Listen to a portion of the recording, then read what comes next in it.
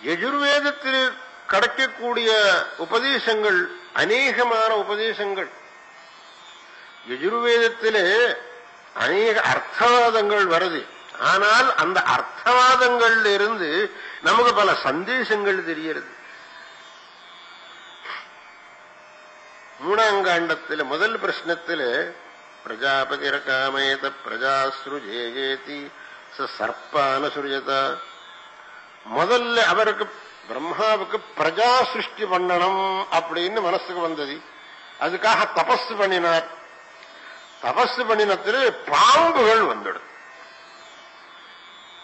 அவர் நினைச்சது நடக்கலை. அப்போ அவர் சும்மா இருக்கலை, திரும்பவும் தபஸ் பண்ணினார். சதபோ தப்பியதா, திரும்பி நான் நினைச்சது நடக்கும்னு சொல்லி ரெண்டாவது தபஸ் பண்ணினது வயாகுஸ்திய சுருஜத, பட்சிகள் வந்துடும். இல்ல இல்ல இதுவும் சரியில்லை, திரும்பவும் தபஸ் பண்ணணும். அப்போ மனுஷ சிருஷ்டி ஆயிடுத்து. இது ஒரு அர்த்தவாதம். இதிலிருந்து நமக்கு தெரியறது என்னவென்று கேட்டால், நாம் ஒரு நல்ல காரியத்தை ஆரம்பிச்சால் அது சித்தி ஆகிற வரையிலும் நாம் முயற்சியை விடக்கூடாது. நீதி சாஸ்திரத்தில் சொன்ன இது விக்னை புனப்புனரபி பிரதிஹன்யமானாக பிராரப்தம் உத்தம குணாக நபரித்யஜந்தி அப்படின்னு சொல்லி. இந்த மனுஷல்ல 3 விதமான மனுஷா இருக்காள். சிலவா நல்ல காரியம் பண்ணணும்னு ஆரம்பிப்பா, நல்ல சங்கல்பந்தான். இடையில ஒரு விக்னம் வரும். விக்னம் வந்த உடனே சரி இது என்னால முடியாது அப்படின்னு விட்டுடுறார். அதை விட இன்னும் அகமான செலவா இருக்கா, ஆரம்பிக்கவே மாட்டான். ஆரம்பிச்ச ஏதோ தடங்கல், யாருக்கு வேணும், இதெல்லாம் வேண்டவே வேண்டாம், பேசாம இருந்தா போச்சு அப்படின்னு. பிராரபியத்தே நகுல் விக்னபயேன நீச்சைஹி அப்படின்னா ஆரம்பிக்கவே மாட்டான். இந்த மத்தியமால ஆரம்பிப்பா, ஆனா ஒரு விக்னம் வந்த உடனே விட்டுருவா. ஆனா உத்தமாள் மட்டும் எத்தனை விக்னங்கள் வந்தாலும் விடாது அந்த காரியத்தை முடிச்சுடுவ. அந்த அர்த்தவாதம் பிரம்மா ஆனவன் பிரஜா சிருஷ்டி செய்யணும் என்று ஆரம்பிச்சு தபஸ் பண்ணி முதல்ல அதிலே தன்னுடைய இஷ்டம் நிறைவேறாதுக்கு திரும்பவும் தபஸ் பண்ணி, அப்பவும் நிறைவேறாதுக்கு திரும்பவும் தபஸ் பண்ணி, அப்போதான் நிறைவேறுத்து. இந்த காலத்தில் அதுக்கு ஒரு உதாரணம் சொல்றதா இருந்த சிஏ பரீட்சைக்கு போறவனே உதாரணமா சொல்ல.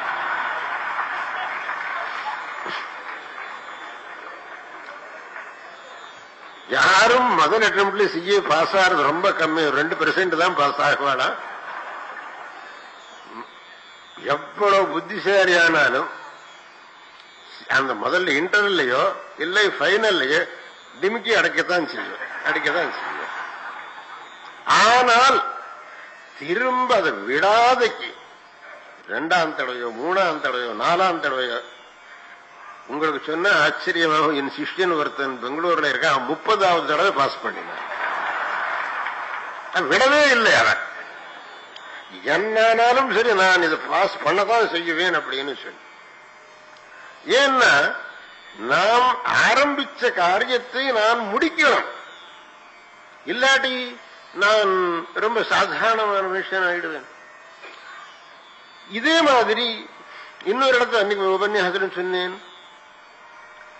ஒரு சத்சங்கம் நடக்கிற இடத்துல நாமா போய் சத்சங்கத்துல பங்கு எடுத்துக்கொள்ளணும்.